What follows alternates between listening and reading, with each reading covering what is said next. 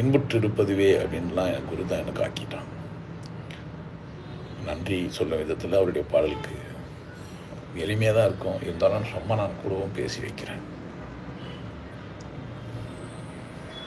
நாழி அப்பும் நாழி உப்பும் நாழியானவாறு போல் ஆழியோனும் ஈசனும் அமர்ந்து வாழ்ந்து இருந்திடும் 7 ஈசனும் இயங்கு சக்கரதானையும் வேறு கூற பேசுவார் வீழ்வார் வீண் நகரிலே.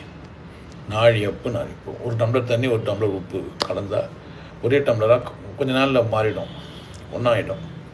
ஒரே அளவாக கரைஞ்சி உப்பு அதில் கரைஞ்சி ஒன்றா ரெண்டுமே சம பங்கு மாதிரி ஆகிடும், ஒன்றும் ஆகிடும், கலந்து ஒன்றாயிடும். ஆழியோனும் ஈசனும், ஆழியோன் அப்படின்னு சொன்னால் உங்களுக்கு தெரியும், விஷ்ணு அப்படின்னும், விஷ்ணுவும் ஈசனும்.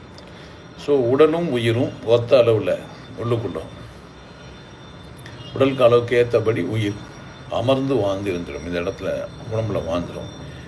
7 ஈசனும் இயங்கு சக்கரதாரனையும் வேறு கூற பேசுவார் வீழ்வார் வீண் நகரிலே. கடவுள் வேறு எங்கேயோ இருக்குது, வெளியே இருக்குது, பொம்மையாக இருக்குது, அதுவாக இருக்குதுன்னு சொல்லி பேசுகிறாங்கல்ல, அவங்கெல்லாம் வீண் நகரத்தில் போய் விடுவாங்க.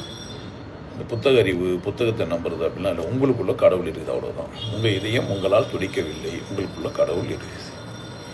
ஆழி மழைக்கண்ணா அப்படின்லாம் சொல்லுவாங்க அந்த திருப்பாவில் ஆண்டாண்ணாச்சி. ஸோ விஷ்ணுன்ற இந்த உடம்பும் உயிரின்ற இந்த சிவனும் சமப்பங்கு உள்ள இருக்கிறாங்க அப்படின்னு சொல்கிறார். ஆழியோனும் ஈசனும் அமர்ந்து வாழ்ந்து, அந்த சமப்பங்கு எப்படி சொல்கிறாரு, தண்ணியும் உப்பும் கலந்தால் எப்படி ஒரே அளவாக மாறிடுமோ அந்த மாதிரி மாறி இருக்குது அப்படின்ற. தில்லை நாயகன் அவன், தில்லையோட நாயகன் அவன், திருவரங்கனும் அவன், தில்லை நாயகன் அவன், திருவரங்கனும் அவன், எல்லையான புவனமும் ஏகமுத்தியானவன், பல்லும் நாவும் உள்ள பேர் பகுத்து கூறி மகிழ்வர், வல்லவங்கள் பேசுவர் வாய் பிடித்து சாய்வரே.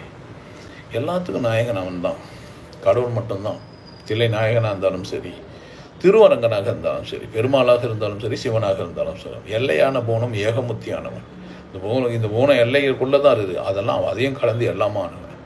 பல்லு நாவு இருக்குதுன்றதுனால வேண்டி பகுத்து கூறி மகுவர், சும்மா பேரை வேறன்னு சொல்லி சொல்லி மகிழ்ந்துப்பாங்க, பேசிப்பாங்க. அப்படி இல்லை, வல்லவங்கள் வர பேசுவாங்க, வேறு திறமையாக அப்படி பேசுவாங்க. எங்கள் பெருமாள் தான் பெருசு, எங்கள் சிவன் தான் பெருசு, தலைமுடி அடிமுடி காணாதவன் அவன், சிவன் தான் எல்லாத்தையும் தெரிஞ்சவர் அப்படிலாம் பேசுவாங்க. வாய்ப்புழுத்து மாயவரே. ஓ தில்லை நாயகன், திருவரங்கன், எல்லையான புவனம் ஏகமுத்திமானவன். இதை புரிஞ்சிக்காம பல்லு நாவு உள்ள பேர் பகுத்து கூறி மகிழ்வார், வல்லபங்கள் பேசுவார் வாய்ப்புழுத்து மாழ்வார். நல்லா இருக்க மாட்டாங்க என்ற சந்தோஷம். ஆன்லைனுக்கு மீண்டும் வந்துடுவீங்க. சம்பத்து, மோகன், கிருஷ்ணா, மோகன் 929, சுபாஷ், மாரி, எல்லாருக்கும் நன்றி. எல்லாருக்கும் ஷேர் பண்ணுங்கள், கமெண்ட் எழுதுங்க, இதுக்கப்புறமா ஷேர் பண்ணுங்கள்.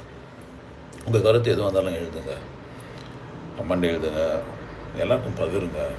பங்காளியாக அவங்க சப்ஸ்கிரைப் பண்ணுங்கள், சப்ஸ்கிரைப் பண்ண வைங்க, நண்பர்களுக்கு சொல்லுங்கள்.